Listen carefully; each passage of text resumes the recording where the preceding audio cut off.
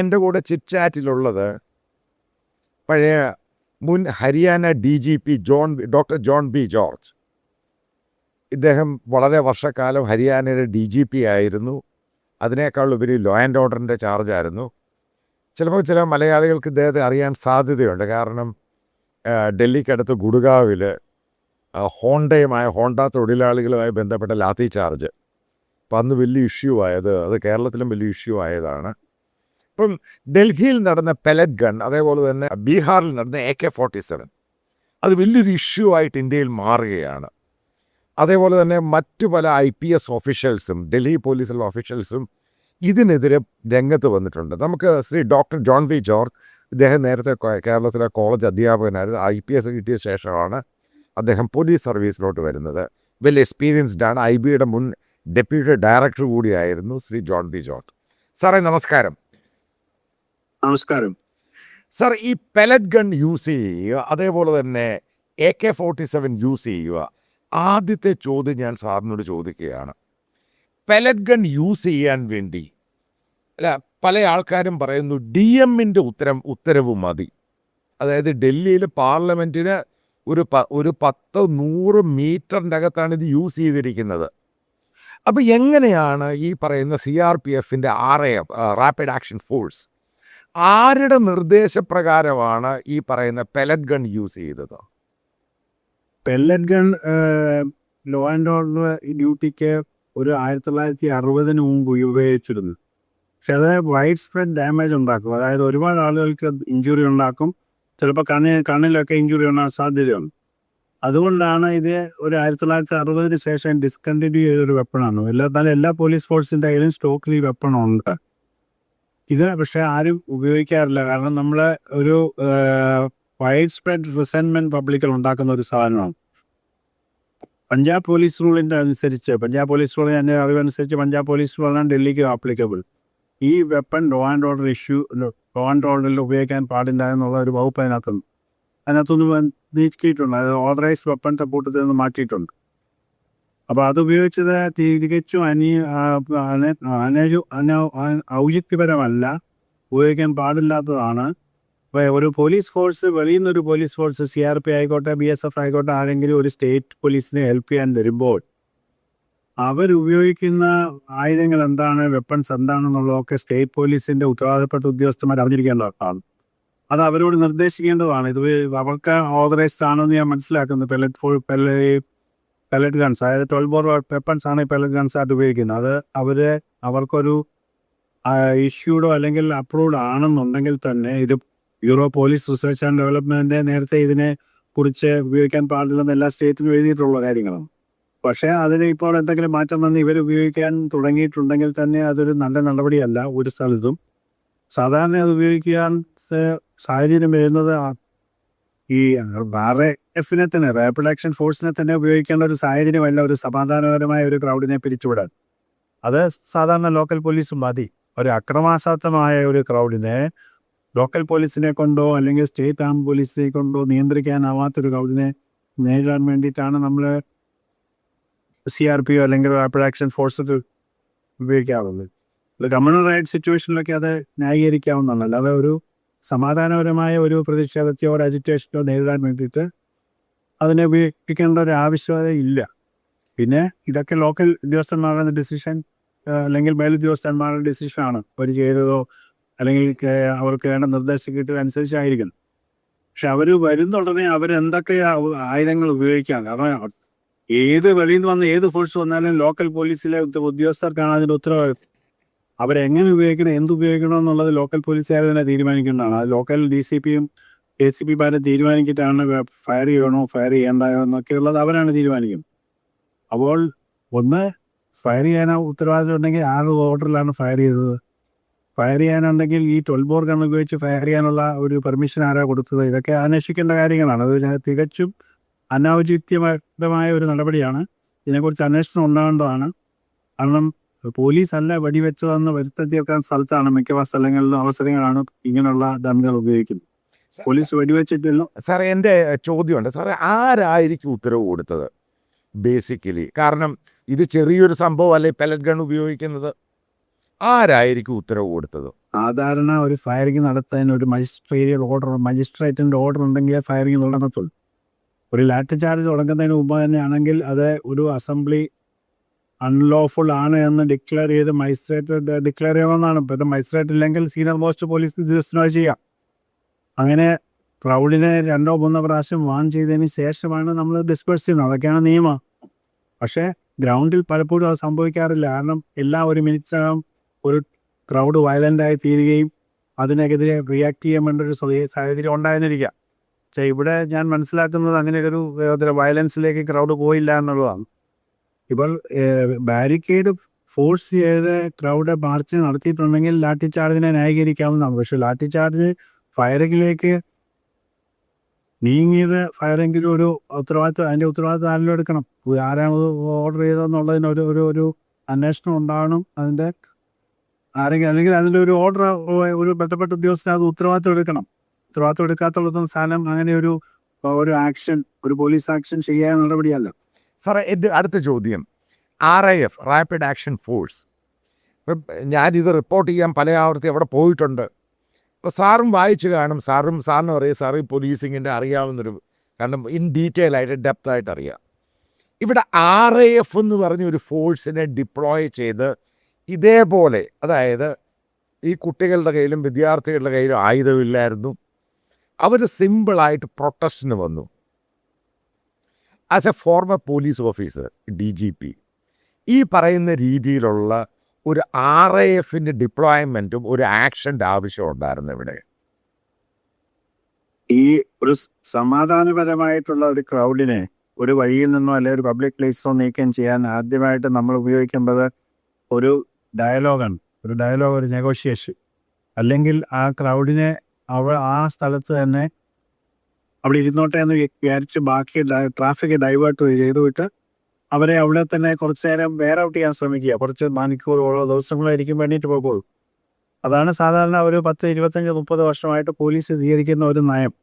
ഇപ്പോൾ കൊളോണിയൽ കാലത്ത് അല്ലെങ്കിൽ അതിന് ശേഷം ഇമ്മീഡിയറ്റ് ആയിട്ട് ഇതുപോലെ ഒരു സമരമൊക്കെ വന്നു കഴിഞ്ഞാൽ ഉടനെ അതിനെ അടിച്ചോടിക്കുന്ന ഒരു ട്രെൻഡാണ് ഉണ്ടായിരുന്നത്. അത് ഗ്രാജുവലി മാറി ഒരു സമാധാനപരമായിട്ടുള്ള ഒരു അന്തരീക്ഷത്തിൽ ഇരിക്കുകയാണെന്നുണ്ടെങ്കിൽ അത് നമ്മളത് വഷളാക്കണ്ട എന്നുള്ളതാണ് പോലീസുകാരുടെ ഒരു ചെറിയ ഒരു ടാക്റ്റിക്കലായിട്ടുള്ള ഒരു തീരുമാനം.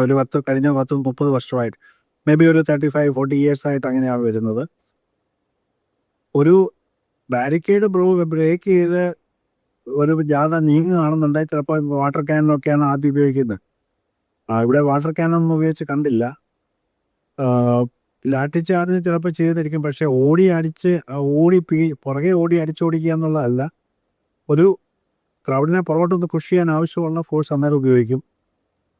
അത് അല്ലാതെ വഴി നിൽക്കുന്നവനെ, കൈകെട്ടി നിൽക്കുന്നവനെ അടിക്കുന്നതൊന്നും ഒരു ലാത്തി ചാർജിൻ്റെ ഭാഗമല്ല. തലക്കിട്ടടിക്കുന്ന ലാത്തി ചാർജിൻ്റെ ഭാഗമല്ല.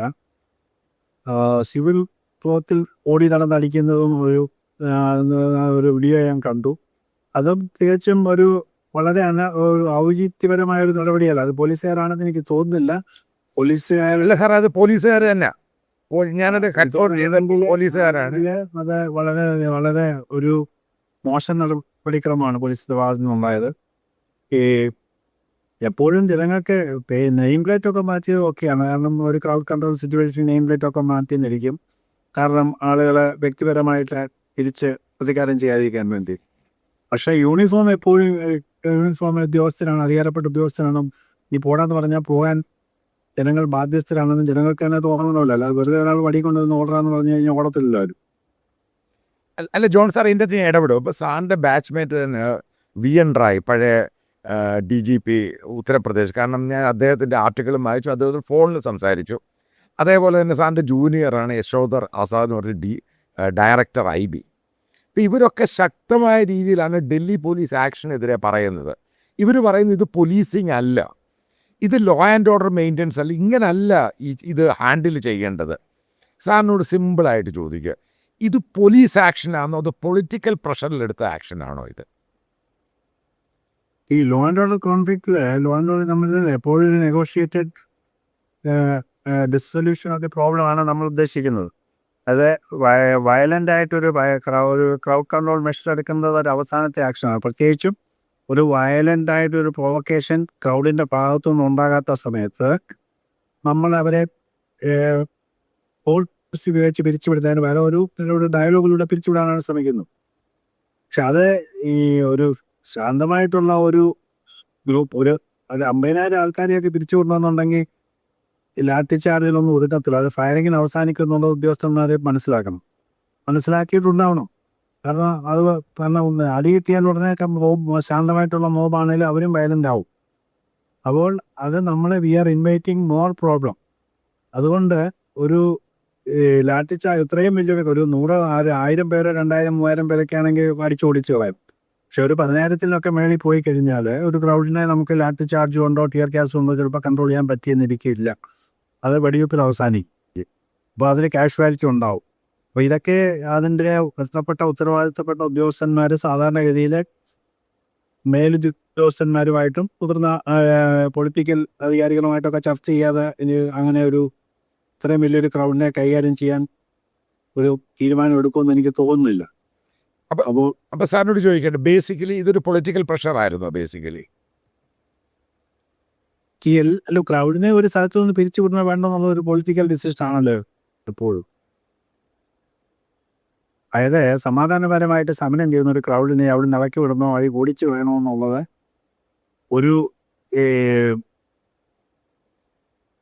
ഒരു രാഷ്ട്രീയ തലത്തിൽ നിന്നുള്ള തീരുമാനങ്ങളാണ്. അപ്പോൾ സാറിനോട് ചോദിച്ചപ്പോൾ ഇത് എസ്കലേറ്റ് ചെയ്യാൻ വേണ്ടിയായിരുന്നു ഗവൺമെന്റ് ധരിച്ചത്? ആയിരിക്കത്തില്ല. അതായത് അതോ ക്രാക്ക് ഡൗൺ ആയിരുന്നോ? ക്രാക്ക് ഡൗൺ, അതായത് കുട്ടികളല്ലേ അവരെ പേടിപ്പിച്ച് അവർ ഓടിക്കണമെന്നുള്ള ഉദ്ദേശത്തോടുകൂടിയാണ് പോലീസ് അടിച്ചത്.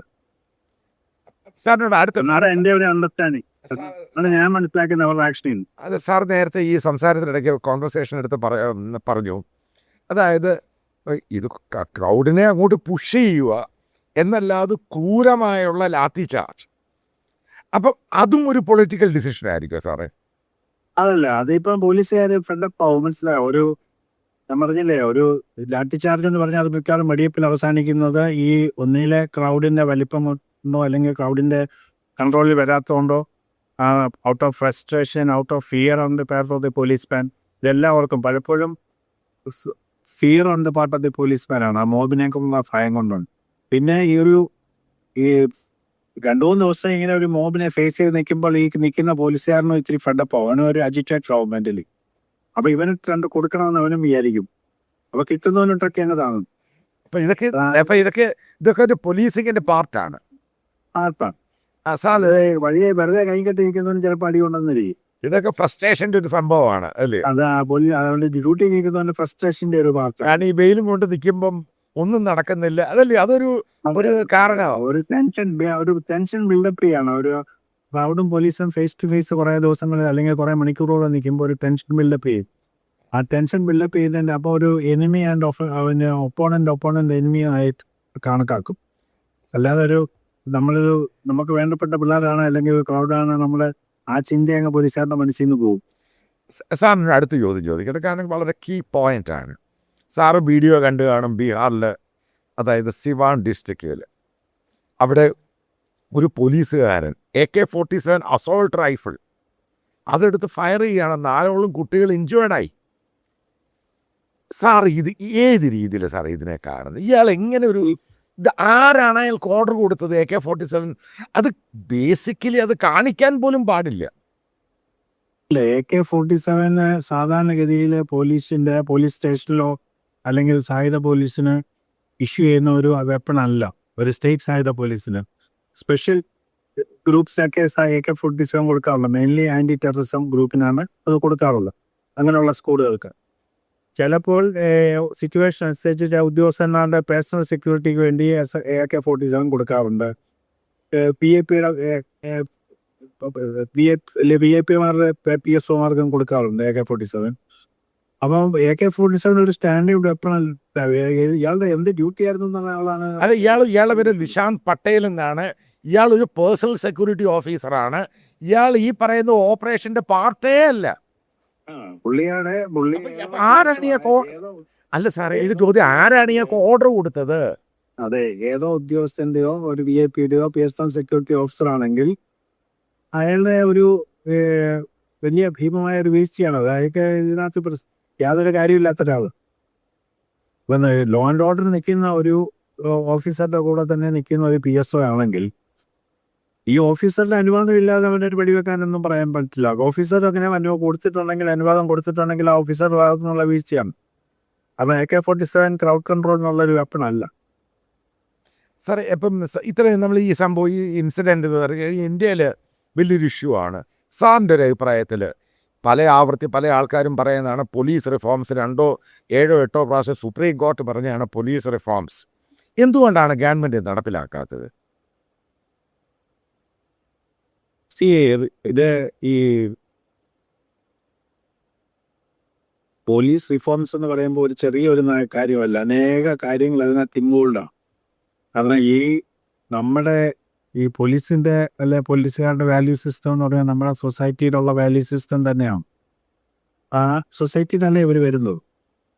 ഇപ്പം നമ്മളെ ഒരു പബ്ലിക് ബിഹേവിയർ അനുസരിച്ചുള്ള പോലീസാണ് നമുക്ക് കിട്ടുന്നത്. അപ്പോൾ ഇന്നത്തെ പോലീസിൻ്റെ ബിഹേവിയർ എന്ന് പറഞ്ഞാൽ it is adjusted by the public behaviour. അതുകൊണ്ട് നമ്മൾ ഈ കോസ്മെറ്റിക് ആയിട്ടുള്ള എന്ത് വന്നാലും ജനങ്ങൾ നിയമം സിവിക് സെൻസ് ഇല്ലാതെ അല്ലെങ്കിൽ പബ്ലിക്കിലെ നിയമങ്ങൾ പാലിക്കാതെ നടന്നാലും ഒരു ഹൈ ഹാൻഡഡ് പോലീസിങ്ങിനെ ഇവിടെ എഫക്റ്റീവായിട്ട് നടത്താൻ പറ്റുള്ളൂ. ആ ഒരു ധാരണ എല്ലാ പോലീസുകാർക്കും ഉണ്ട്, ഗ്രൗണ്ടിലുള്ള എല്ലാ പോലീസുകാർക്കും ഉണ്ട്. സമാധാനമായിട്ട് നിങ്ങൾ മാറി നിൽക്കണമെന്ന് പറഞ്ഞാൽ ഇവിടെ ആരും മാറി നിൽക്കത്തില്ല. വളരെ രൂക്ഷമായിട്ട് പറയണം, എന്നാലേ മാറി നിൽക്കത്തുള്ളൂ. അപ്പം അങ്ങനെ ഒരു സാഹചര്യം. അപ്പോൾ സമൂഹത്തിലുള്ള സ്ഥിതിഗതികളുടെ വ്യത്യാസം വരുന്നതനുസരിച്ച് പോലീസ് ഇമ്പ്രൂവ് ചെയ്തോളും. അല്ല ജോൺ സാറിനൊരു ചോദ്യമുണ്ട്. അപ്പം ഇപ്പോഴത്തെ ഈ നഗരം എന്ന് പറയുന്നത് ഡൽഹി നഗരം അത്ര ഈ പഴയ ഇന്ത്യൻ സംഭവമൊന്നും അല്ല. ഈ പറയുന്ന കുട്ടികൾക്ക് പോലീസിനെ മനസ്സിലാകും, പോലീസ് എന്താണെന്ന് മനസ്സിലാകും. അങ്ങനെ ഒരു കാരണം മോഡറേറ്റ് രീതിയിലോട്ട് പോകുന്നൊരു കമ്മ്യൂണിറ്റിയാണ്. അപ്പം എന്തുകൊണ്ടാണ് അതിലോട്ടാണ് ഈ ചോദ്യം വരുന്നത്. ഈ പോലീസ് റിഫോംസ് എന്ന് പറഞ്ഞാൽ അതായത് ഈ വലിയ ഉദ്ദേശിക്കുന്നത് യൂറോപ്പിൽ അല്ലെങ്കിൽ ഉള്ള പോലീസ് ഒരു independent agency answerable only to the law and the court. ഒരു ഗവൺമെൻറ്റുമായിട്ടൊരു കുക്കിൽക്കൊടി ബന്ധമുണ്ടെങ്കിലും വളരെ independent agency answerable to the law ആണ് ഡെമോക്രാറ്റിക് ആയിട്ടുള്ള പല രാജ്യങ്ങളിലെയും പോലീസ് പ്രസ്ഥാനം. പക്ഷെ എങ്കിൽ ഇതിനെല്ലാം ഒരു ഗവൺമെൻറ്റുമായിട്ട് അഭേദ്യമായ ഒരു ബന്ധമുണ്ട്. ഇന്ത്യയിൽ ആ ബന്ധം വളരെ ഡയറക്റ്റ് ഒരു ബന്ധമാണ്. കാരണം ഗവൺമെൻറ്റിൻ്റെ ഒരു കോയേഴ്സീവ് ആമാണ് പോലീസ്. അതിന് ഒരു സംശയമില്ല. ഇന്ത്യയിൽ ആദ്യം മുതൽ ഇന്ന് വരെ അങ്ങനെ തന്നെ നടക്കുന്നു. ഈ സ്ഥിതി മാറണോ വേണ്ടായോ എന്നുള്ളതാണ് ഒരു പ്രശ്നം. ഈ സ്ഥിതി മാറിയാൽ ഇപ്പം അതായത് നേരത്തെ ഗവൺമെൻറ് പോലീസിൻ്റെ കൂടെ ഈ എക്സസൈസ് ചെയ്തിരുന്നത് ഡിസ്ട്രിക്ട് മജിസ്ട്രേറ്റിൽ കൂടും. ഡിസ്ട്രിക്ട് മജിസ്ട്രേറ്റ് എന്നുള്ള ഒരു ആളുടെ അധികാരത്തിൻ്റെ പരിധിയിൽ ഡിസ്ട്രിക്റ്റിനകത്തെ പോലീസിനെ കീഴ്പ്പെടുത്തിക്കൊണ്ട് ലോ ആൻഡ് ഓർഡർ സിറ്റുവേഷനെ സംബന്ധിച്ചോളം ക്രൈം ഇൻവെസ്റ്റിഗേഷൻ അല്ല. അപ്പോൾ ഡിസ്ട്രിക്ട് മജിസ്ട്രേറ്റിൽ കൂടെ പോലീസിനെ ലോ ആൻഡ് ഓർഡറിൽ കൺട്രോൾ ചെയ്തത്. ഡൽഹി പോലീസിൽ അത് മാറ്റി കമ്മീഷണർ സിസ്റ്റം വന്നു. ഡിസ്ട്രിക്ട് മജിസ്ട്രേറ്റിന് അതിനകത്ത് കാര്യമൊന്നുമില്ല. കമ്മീഷണർ വന്നപ്പോൾ എന്നിട്ടും പോലീസിന് ഇൻഡിപെൻഡൻ്റ് ആയിട്ട് ഒരു ഡിസിഷൻ എടുക്കാനുള്ള ഒരു നട്ടലില്ലാതെ പോയി. മനസ്സിലായോ? ഇപ്പോഴും അതെ അത് ഈ ഇന്ത്യയിൽ ഏറ്റവും ഇൻഡിപെൻഡന്റ് ആയിട്ടുള്ള പോലീസ് സംവിധാനം ഡൽഹിയാണ്. പക്ഷേ ഇന്ത്യയിൽ ഇത്രയും സബ്ജുഗേറ്റഡ് ആയിട്ടുള്ള പോലീസ് സംവിധാനം വേറൊന്നുമില്ല. ഒരു സ്റ്റേറ്റ് പോലീസിലോ DGPക്ക് പോലോ ഇതിനേക്കാളും ബെറ്റർ നട്ടലുണ്ട്. അത് സത്യമാണ് സാർ, അത് കറക്റ്റായി ഇത് സംഭവം. കാരണം പൊളിറ്റീഷ്യൻസ് വലുതായിട്ടൊന്നും ഇവിടെ ഇടപെടുത്തൊന്നുമില്ല. പക്ഷെ ഇല്ലില്ല ഇത് ഇവരെ നട്ടലില്ലാതെ ബിഹേവ് ചെയ്യുന്നതുകൊണ്ടാണ്. അപ്പം ബേസിക്കലി ഇതിനകത്തൊന്നും കാര്യമൊന്നുമില്ല. കാരണം ഇവിടുത്തെ റിഫോംസിനെ സംബന്ധിച്ചിടത്തോളം ഒരു കാര്യവുമില്ല. കാരണം ഡൽഹി ഈ നമുക്ക് ഇവിടെ കിട്ടാവുന്ന ഒരു ഐഡിയൽ സെറ്റപ്പിലാണ്, ഒരു സ്ട്രക്ചറിലാണ് ഡൽഹി നിൽക്കുന്നത്. പക്ഷെങ്കിൽ ആ സ്ട്രക്ചർ കൊടുത്തിട്ടുള്ള ഇൻഡിപെൻഡൻസ് ഉപയോഗിക്കാനുള്ള നട്ടിലുള്ള ആളുകളായ ഡൽഹി പോലീസിൽ ഇല്ല എന്നുള്ളതേ ഉള്ളൂ. എനിവേ സാറേ, നല്ലൊരു ചാറ്റായിരുന്നു. അടുത്തൊരു വിഷയമായിട്ട് സാറിനെ വീണ്ടും കാണാം. Thank you very much sir. Thank you. Okay, thank you.